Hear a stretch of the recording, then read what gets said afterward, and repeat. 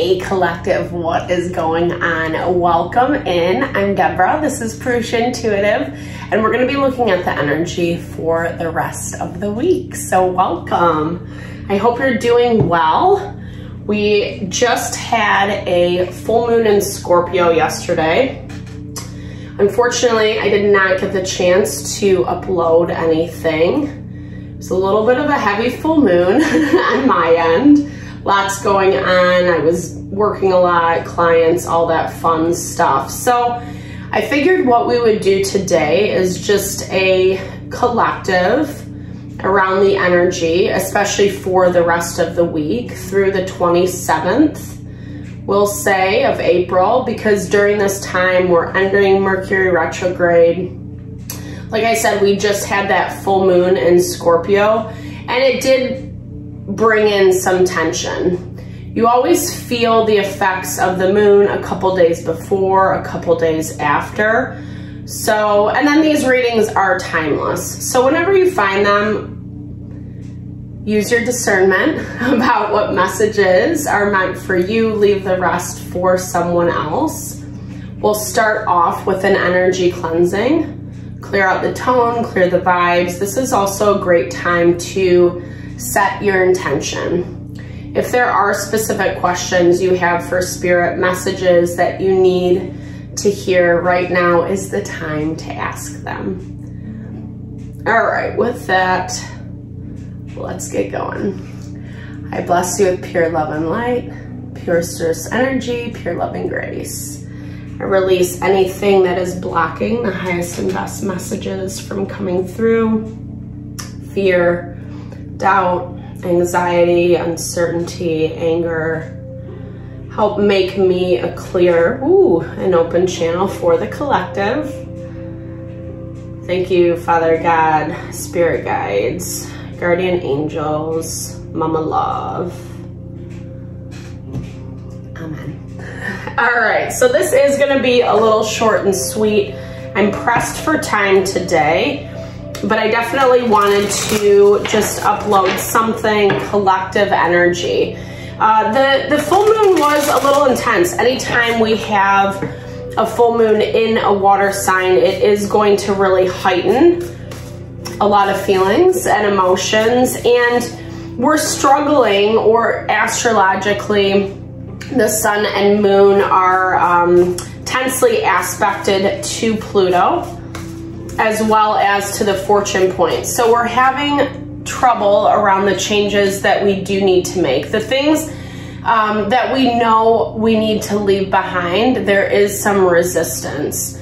But, and it's kind of detouring our path from what we're going after, that fortune, that abundance that we're trying to bring in for ourselves. So it can be a little destabilizing in certain ways. This is a lot about refining the process, especially over these next couple months. Pluto will go into retrograde again in May, and then it's going to move back into Capricorn. Then in October, towards the end of the year, it will finally go direct, and we'll finally have some sort of reprieve, some sort of space. We'll feel a little more confident and comfortable in the changes that we're making. But this is a lot of, right now, currently, it's a lot about being committed to that path, really claiming what you want, what you desire, and moving so in a thoughtful and intelligent way. You know, yes, in some ways, well, I guess depending on what type of person you are, in some ways using our feeling and emotion as our guide can feel very satisfying. But there's also this component of rationality that is coming for us with this air energy.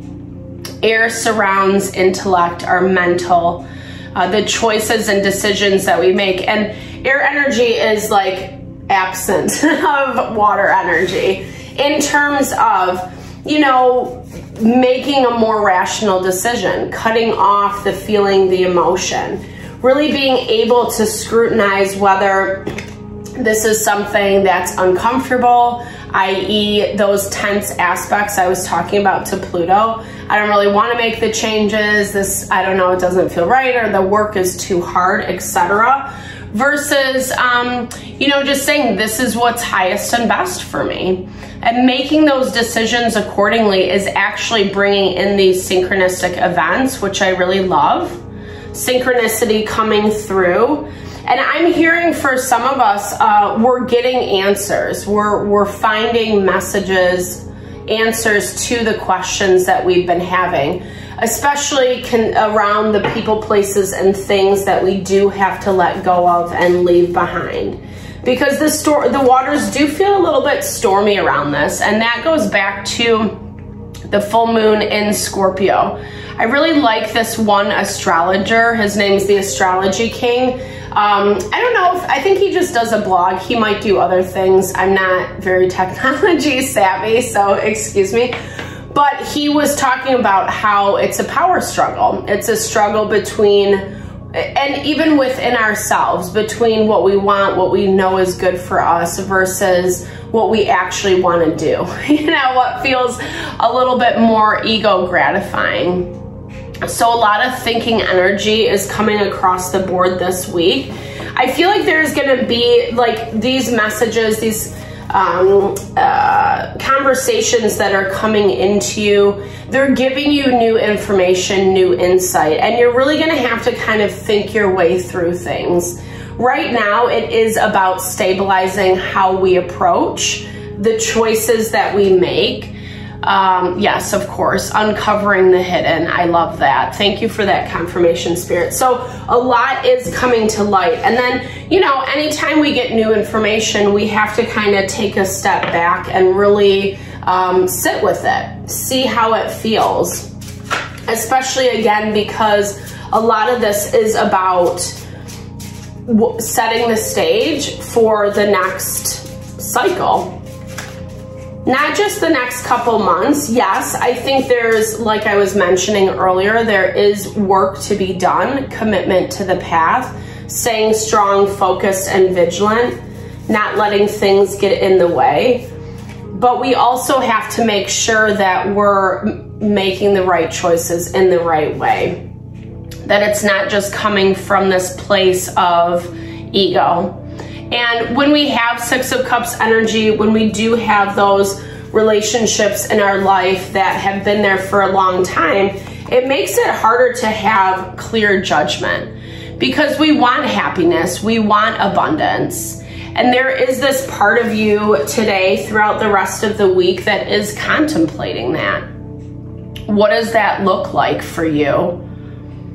How you're bringing that in. But I'm also hearing with this Six of Cups energy, it's connecting with the things that support those endeavors. Even if it is something new. Six of Cups, yes, it can be long-term relationship, but it can also be this value of like soulmates, you know, people that we meet along the way that complement us, that we feel like we've known forever. And it's about using that discernment in order to tap into the abundance that you're looking for. Someone is making plans of action around you. They're watching you. They're watching you, and then going back to the drawing board is what I'm hearing. They want things in a certain way. I feel like there's been a lack of shared perspective. We see things differently. They want this level of independence. Yeah, very interesting. It's like someone who doesn't want to partner up with you or is resisting that partnership, resisting working together, but then at the same time watching your every move, watching how you react, how you respond. There's a little bit of duality in this person, is what I'm hearing, in terms of like wanting you to fail. Sorry, I know that's a little bit heavier. Wanting you to fail, but still wanting you to need them, wanting you to be attached to them.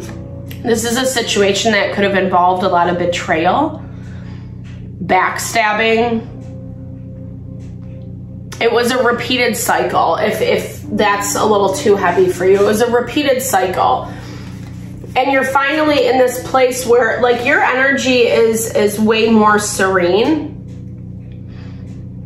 You're not, you know, I feel like you're making choices that are more heart honoring. You're not going with the flow just because this person or situation is trying to demand that from you. And I feel like that's also why you're being watched, why you're being looked at and scrutinized of what it is, you know, what are your choices? Like, what are you gonna do next? For some of you, this is multiple people, not just one person.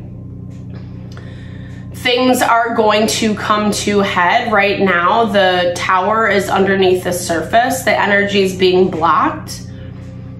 I'm hearing someone's waiting for the right timing to execute. It definitely feels like it's coming from this Knight of Swords energy. You could be dealing with a Gemini, Libra, Aquarius. They want something from you. They're not willing to ask for it because there still is this element of stubbornness, resistance, and there's a lot of fear around if they do approach you, if they do have this conversation with you, how is it going to play out? Are you going to be welcoming, or does it feel like you have your boundaries set up, which that's how your energy comes across.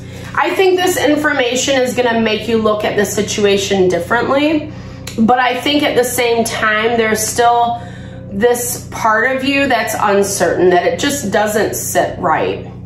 Or maybe you already have enough information at this point. Yeah, with this Two of Wands, maybe you'll give this person, this situation, the benefit of the doubt to learn this knowledge and then rethink it through.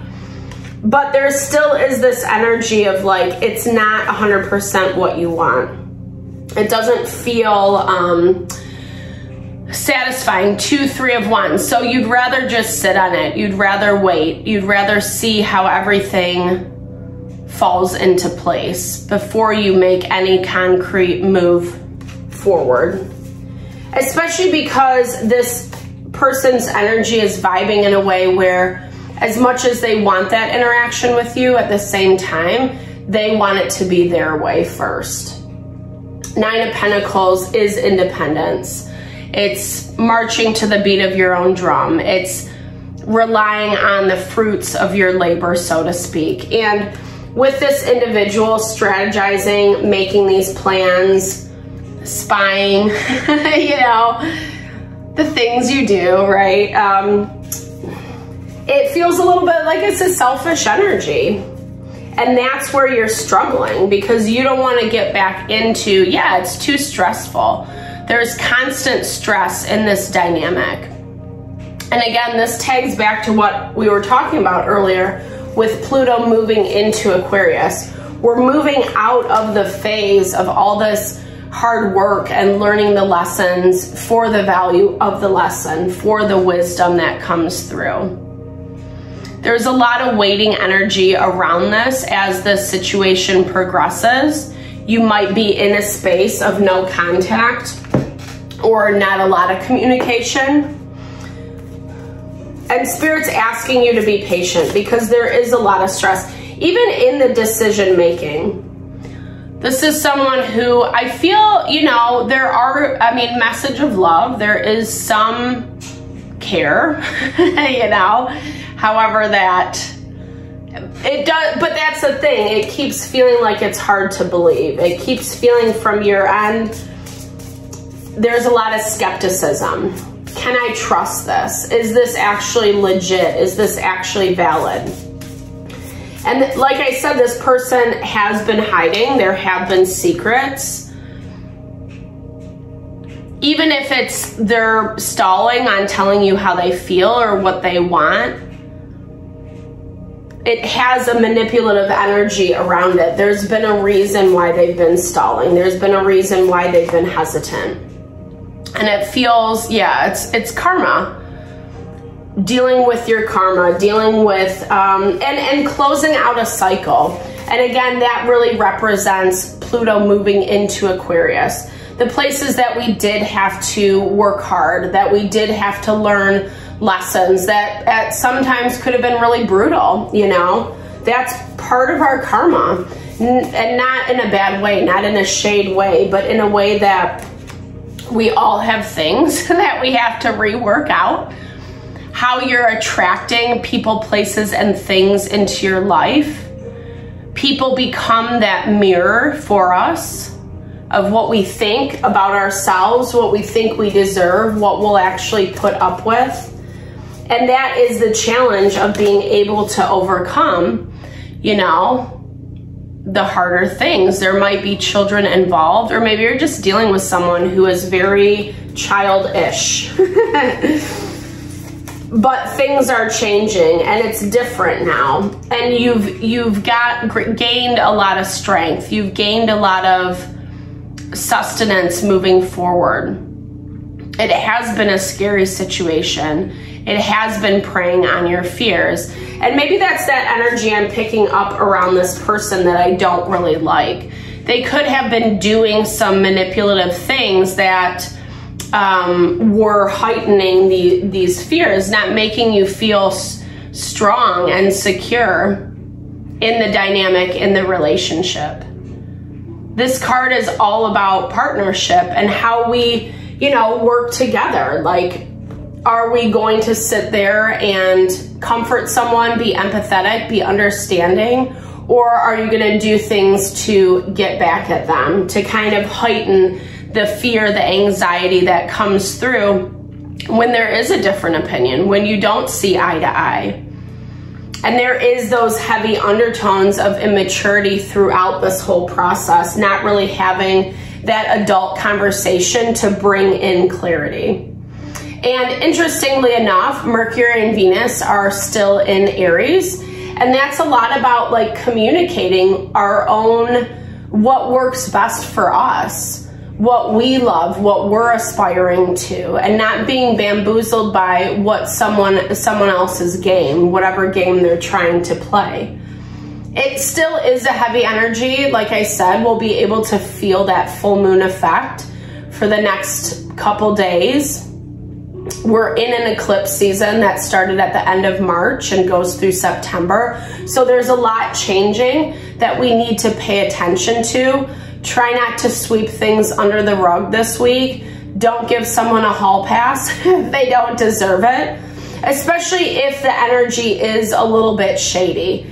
Neptune is in opposition to Black Moon Lilith. So there are going to be things where people are trying to manipulate, cause confusion, illusion in situations. Gaslighting is what I'm hearing. So be really mindful of all those things, because that's what's going to make us feel unsteady. The more we can kind of ground into ourselves, do some breathing techniques, calm our mind, our soul, the better off we will be. All right, collective, I hope this helped. I know it was short but sweet, but thank you for your time and energy, especially if you made it this far in the reading. I appreciate you so much.